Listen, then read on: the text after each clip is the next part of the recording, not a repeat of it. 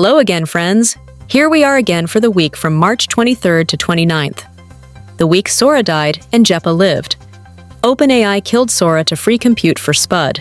Its next model, pre-training complete, raised its total round to $120 billion and launched a $1 billion foundation.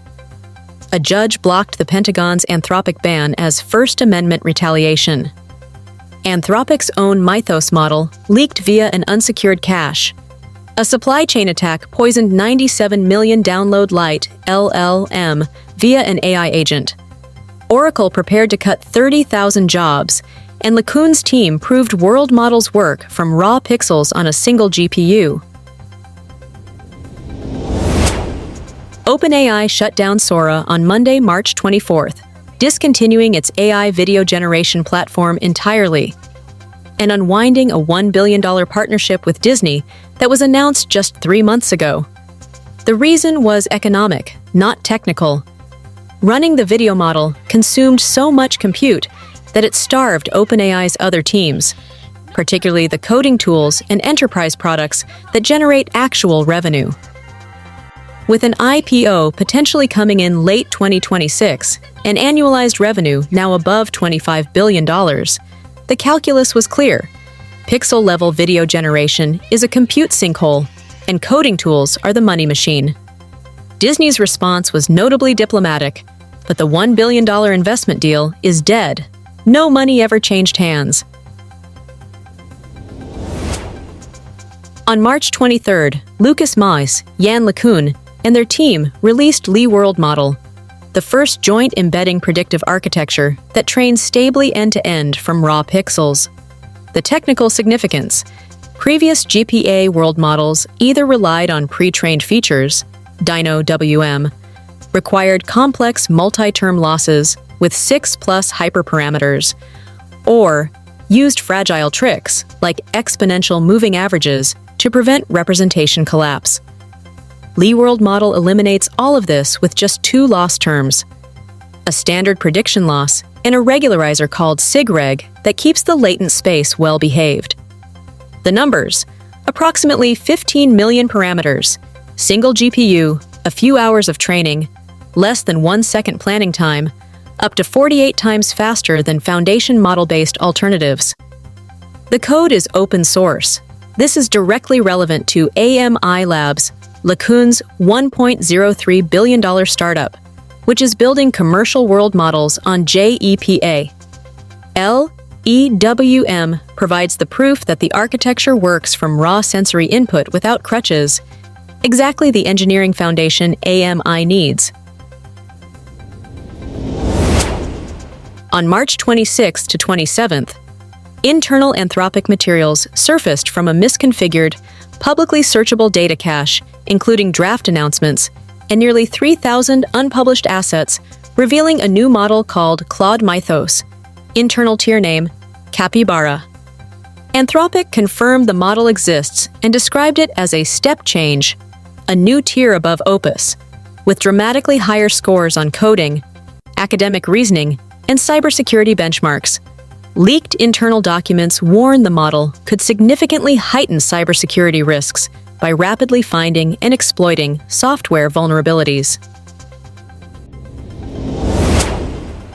The first hearing in Anthropic's lawsuit against the Department of Defense took place Monday in San Francisco Federal Court.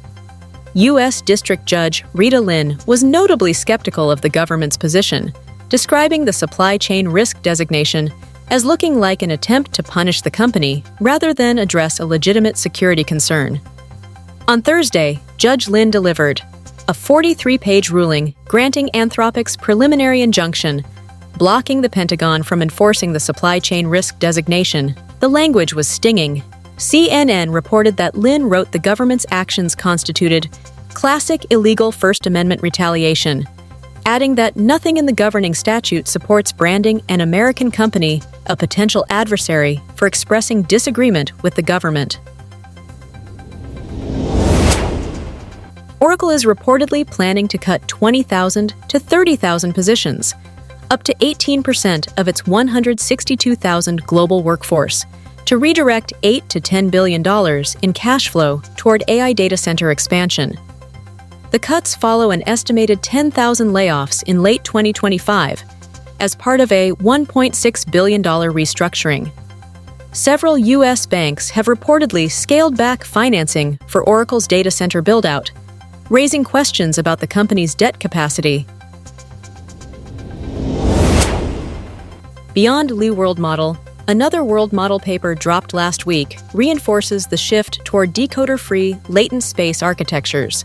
R2 Dreamer proposes a decoder-free model-based ERL framework using a Barlow Twins-inspired redundancy reduction objective. It matches Dreamer Vive 3 and TDM PC2 on DeepMind Control Suite and MetaWorld while training 1.59 times faster than Dreamer Vive 3. The convergence with LEWM is notable. Both independently conclude that world models don't need decoders. On Monday, March 24th, a threat actor known as Team PCP published poisoned versions of Light LLM versions 1.82.7 and 1.82.8 to PyPI. And for approximately 3 hours, anyone who ran pip install Light LLM or upgraded the package got a credential stealer that harvested SSH keys, AWS/GCP/Azure credentials, Kubernetes configs, Git credentials, environment variables, shell history, crypto wallets, SSL private keys, CI/CD secrets, and database passwords. Light LLM has 97 million downloads per month and sits in the dependency tree of half the AI ecosystem. DSPI, Crew AI, OpenHands, Microsoft GraphRag, Google ADK, and many MCP servers all depend on it transitively. The viral AI agent OpenClaw, which routes through Light LLM proxy, was directly impacted. Any OpenClaw instance that upgraded during the attack window had its entire environment compromised. Those are highlighted news that our team curated this week. As usual, please stay healthy while grinding hard to keep up with the non-stop trends. Have a great week ahead, and cheers from the RT Social team.